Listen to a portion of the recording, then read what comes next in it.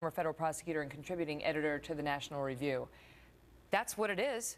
I mean, there's been a trial. Right. There has been a detective and a prosecutor who decided charges ought to be brought under the law that was passed by the people's representatives and signed into law by a president.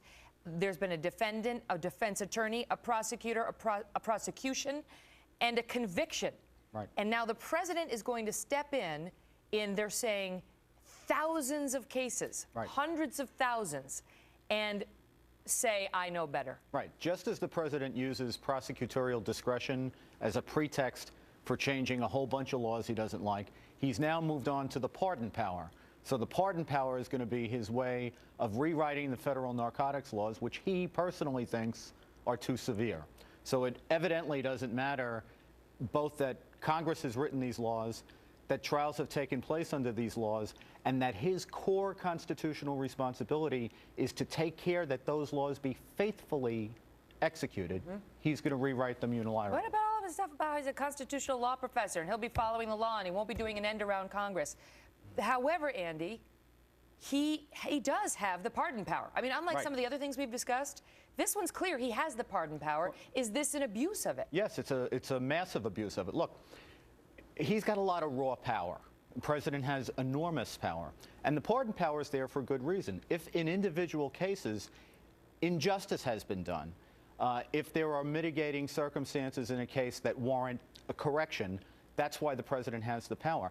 But he's not talking about individual cases here. He's talking about a category of federal law that he philosophically disagrees with. So he's essentially going to rewrite Congress's laws by springing everyone. This is not about doing individual justice in cases and mitigating mistakes or hardships. This is about rewriting federal law.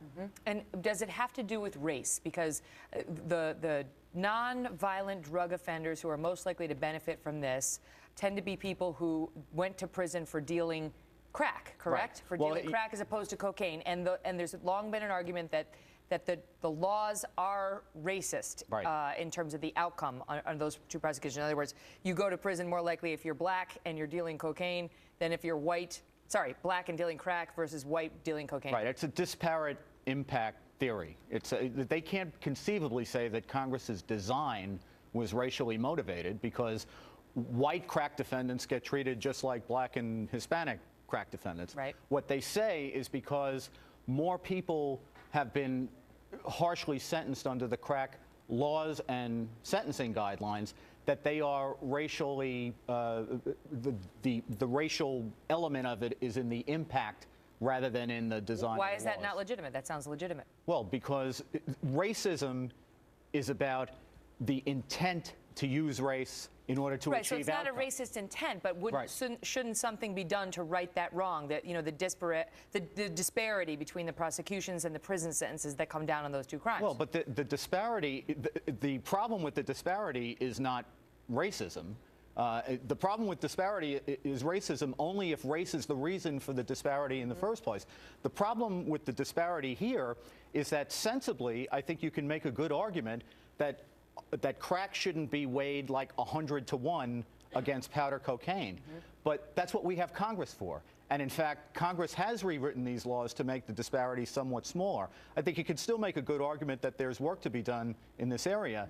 But in our system, the president doesn't get to do this by decree. What will happen if this stands, as it appears that it will, then when we have a Republican president who wants to come in and say, you know what, I'm in the mood to pardon every single protester who stood outside of a Planned Parenthood and shouted down a woman going in for an abortion? Well, I guess that will depend on whether the media decides to participate in the criticism of the president again once we no longer have President Obama in office. I think that if he thought he was being watched responsibly by the media, he wouldn't do these sorts of things.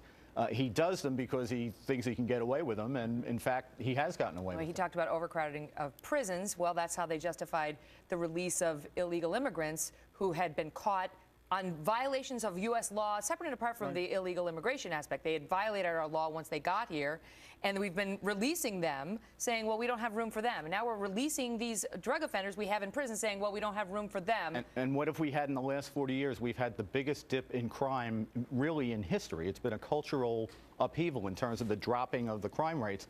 to argue that the dropping of the crime rates is unrelated to the fact that we have all these people who commit crimes in jail is really kind of silly, I think. We'll continue to watch it. Andy McCarthy, good to see you. Thanks, Megan.